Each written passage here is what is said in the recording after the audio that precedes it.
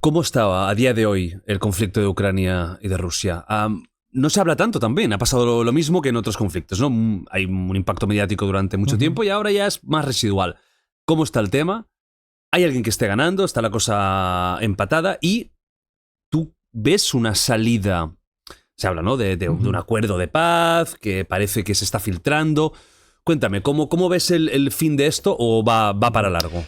Mira, la situación sobre el terreno desde el punto de vista táctico, mira, lo primero que hay que decir es que ha habido una desinformación total y absoluta sobre esta guerra.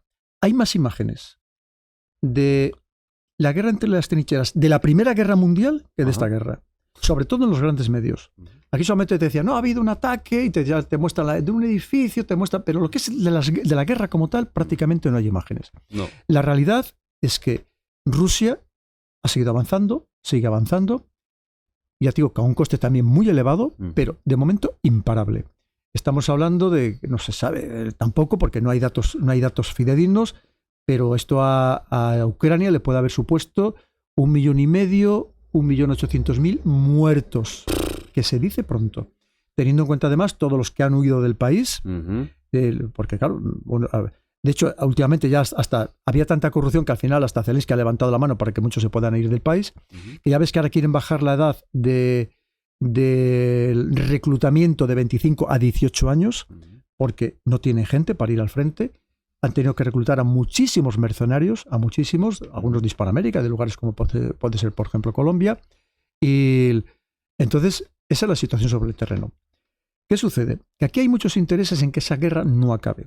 No olvidemos que cuando allá en marzo, abril del año 2022, esto empieza en febrero, recordemos, al poco de empezar la guerra, en una reunión en Estambul, Rusia y Ucrania firman un preacuerdo para alcanzar la paz.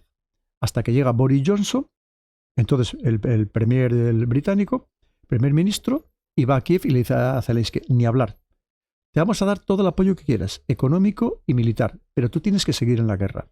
En aquel momento le hubiera beneficiado enormemente a Ucrania haber pactado, porque no había perdido tanto territorio como el que ha perdido ahora mismo. Piensa que en aquel momento Ucrania siempre reclamaba Crimea, Ucrania reclamaba Crimea, Rusia reclamaba Crimea. Sí. Para Rusia es absolutamente irrenunciable. O sea, si alguien piensa que Rusia va a devolver Crimea, no conoce al pueblo ruso, aunque tenga que morir hasta el último de los rusos. Pero luego solo reclamaba también el Donbass, donde mayoritariamente eran prorrusos, y muchos ya, incluso de hecho ya tenían hasta pasaporte ruso. Como no se los daba los beneficios sociales, el gobierno de Kiev ya les daba esos beneficios sociales, incluyendo las pensiones, se las daba directamente a Rusia, pero nunca había hablado de Zaporilla y Jersón. Nunca. Que luego también ha habido un referéndum y se han incorporado como territorio ruso. Que yo tengo la convicción de que, por supuesto, Crimea es irrenunciable, Donbass exactamente igual, pero que puede llegar a renunciar a alguna parte, yo no digo todo, alguna parte de Zaporilla y Jersón, precisamente Rusia, en un gesto también de sentarse en una mesa de negociación y tener algo que ceder. Tú sabes que siempre en las guerras se abarca más de lo que luego realmente querías para poder para negociar. Entonces, claro. Pero ni siquiera esa parte estaba incluida entonces en las aspiraciones, por así decirlo, de Rusia. Y fíjate la situación actual. Lo que pasa es que los ingleses tienen sus intereses particulares, ellos siempre han sido, ¿cómo decirte?, se consideran los equilibradores del poder en Europa. Y cuando algún poder ha destacado y pensaban que eso les amenazaba a ellos, siempre han intervenido. Estamos hablando de Napoleón, estamos hablando de la Primera Guerra Mundial, estamos hablando de la Segunda Guerra Mundial, y ahora exactamente lo mismo. Rusia estaba cogiendo mucha influencia, estaba cogiendo mucho poder, se estaba enriqueciendo muy rápidamente, precisamente con la venta de sus recursos naturales, empezando por los hidrocarburos, y algo que parece ser que los ingleses no podían soportar. Porque si no, no tiene ningún sentido lo que hizo Boris Johnson. Eso es una canallata total. Como algunos halcones también estadounidenses que están exactamente en la misma línea. Es decir, y le han dicho, tú hasta el último ucraniano, que dentro de poco parece ser que lo van a conseguir. Fíjate qué triste lo que estamos comentando, porque al final han conseguido destruir un país, acabar con generación y media o 2 generaciones de ucranianos, que es terrible, para luego recuperar ese país. Y luego hay muchos intereses económicos. Tú piensas que hace poco Donald Trump y Zelensky llegaron a un acuerdo para, en cierto modo, explotar conjuntamente los recursos naturales. Que piensa que Ucrania es increíblemente rica, es de los países más ricos en recursos naturales de todo el planeta. Ya los griegos de la Grecia antigua ya importaban grano de Ucrania. Pero además del grano, que tiene esas famosas tierras negras, Sí. en algunos casos con 8 y 10 metros de profundidad, que ya se llevaban los alemanes precisamente a su territorio durante la Segunda Guerra Mundial, tiene miles de yacimientos y en algunos casos de yacimientos de minerales estratégicos. Y no estamos hablando solo de tierras raras, que casi es lo que menos tiene, Ujú. de muchos otros minerales. Y aparte de su tejido industrial, que también era importante. Pero ya se lo estaba repartiendo Estados Unidos. Porque probablemente lo que está pactando con Rusia, que a lo mejor lo que le está diciendo, mira, tú déjame ir tranquilito con Venezuela, no te metas Rusia, y yo te dejo más tranquilo con el tema de Ucrania.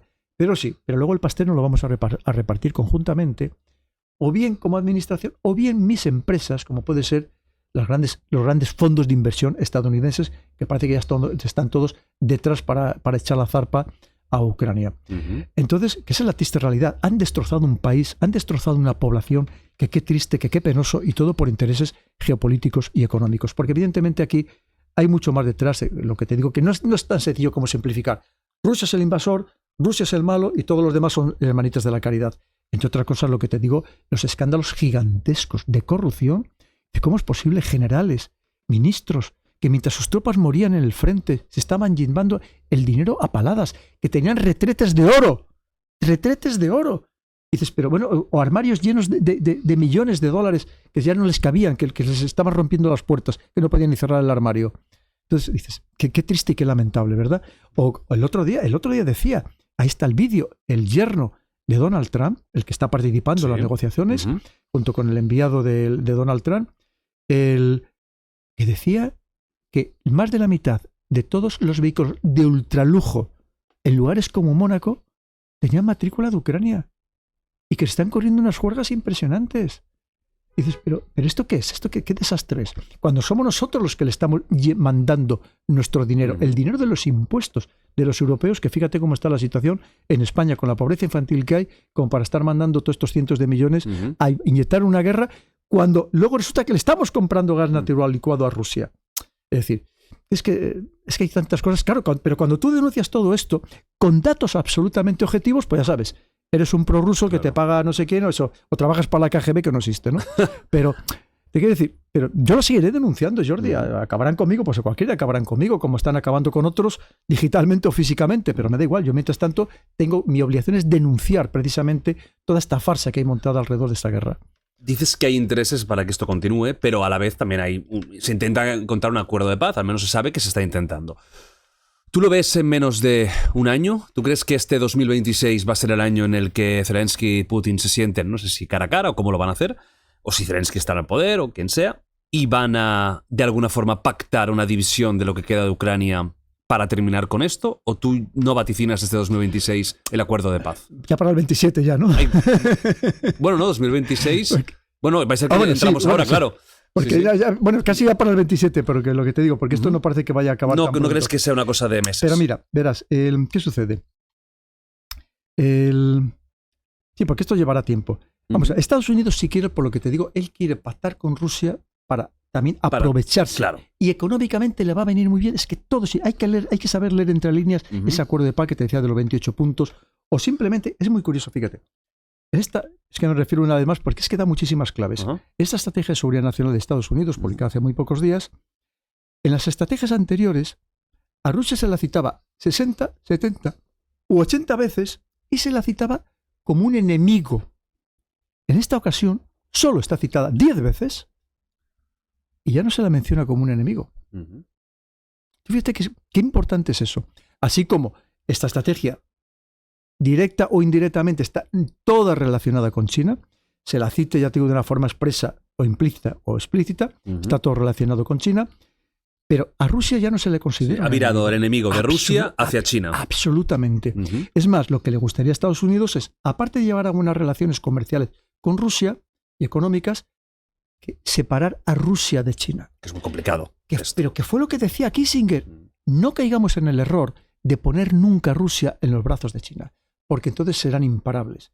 Y es lo que están intentando decir, a ver cómo ya traigo a esta Rusia, que probablemente le interese más venderme a mí en condiciones óptimas, que no venderle a una China por debajo del precio de mercado, porque claro, si no yo actúo contra China o digo que voy a actuar, que evidentemente no puede contra China. Pero bueno, entonces, lo que te decía, Estados Unidos lo va a intentar por todos los medios. Y es cierto que me imagino que antes o después aquí cada vez más países europeos se irán doblegando a los intereses de Estados Unidos, porque Estados Unidos sabe muy bien cómo doblegar a nuestros líderes políticos.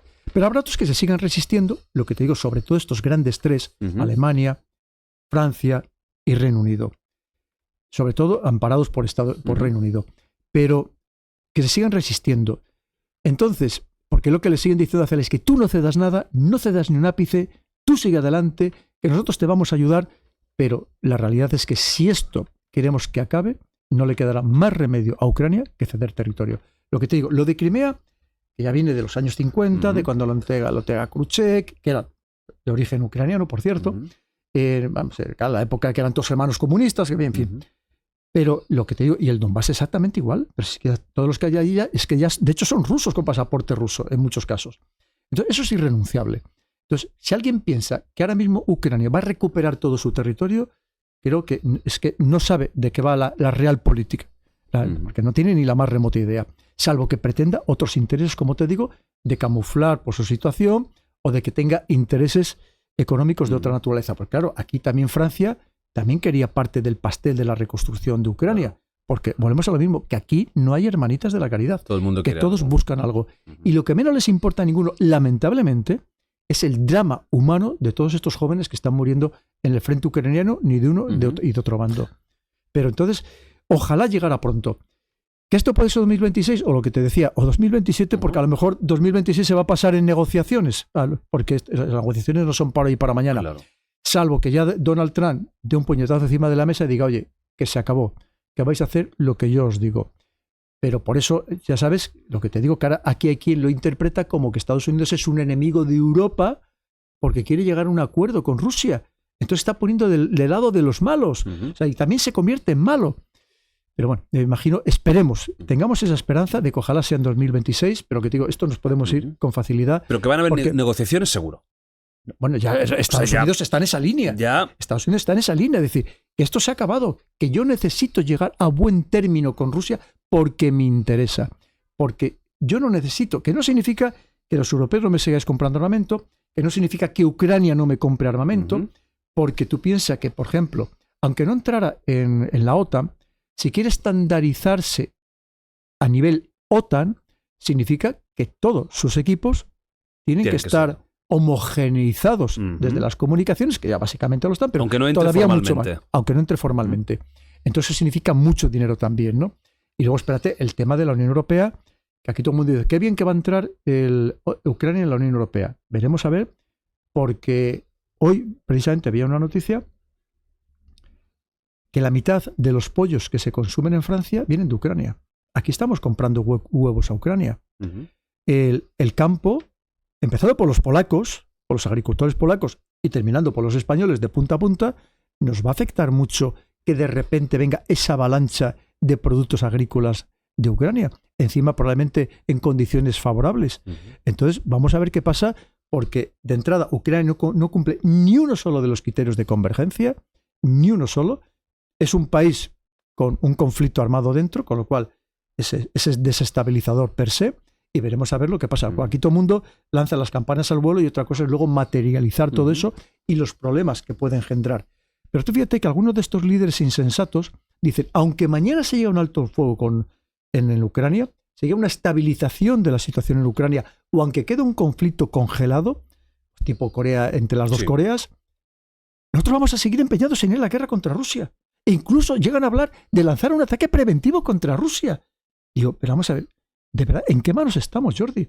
Porque es muy curioso que la alta representante, la señora Kaja Kallas, para la política exterior de la Unión Europea y por tanto jefa de la diplomacia europea, jamás habla de diplomacia. Solo habla de guerra, de armas y de enfrentarnos contra Rusia. O sea, yo digo, de verdad, tenemos, no sé qué castigo nos han impuesto para tener a esta gente al mando en la Unión Europea. No, es que esto es muy serio, tremendamente serio, Jordi. Porque además, mira, tú sabes el problema de todo esto. Fíjate, yo he analizado conflictos hasta aburrirme, tanto cuando hice el curso de Estado Mayor, que en su momento era 2 años, 97-99, y luego estuve 6-7 años de profesor del curso de Estado Mayor, precisamente en estrategia y relaciones internacionales. Hemos analizado todos los conflictos de la historia. El problema de todo esto es que cuando tú estás en este ambiente prebélico, cuando hay una parte de la población mentalizada, aunque muchos jóvenes se resistan, ¿Qué es lo que falta? El incidente. Claro. Que puede ser Chispa. un accidente, puede ser un atentado de falsa bandera, Ujú. puede ser un nuevo Pearl Harbor, lo que queramos. Y de repente vamos todos ya a la guerra. Que además, fíjate, estos aviones que todos les están cruzando ahí en la zona del Báltico, entre los rusos, los aviones de la Sí. OTAN, que un día, pues un piloto, a ver, oye, que yo soy más chulo que tú, a ver quién domina mejor esto. Y chocan en el aire. Mm. Y ya tienes el lío montado. Ujú.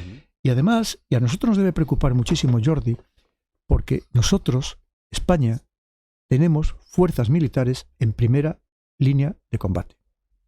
Tenemos fuerzas, incluyendo carros de combate en los países bálticos, tenemos aviones y tenemos una brigada entera, que ahora mismo significa el principal esfuerzo del ejército español en Eslovaquia.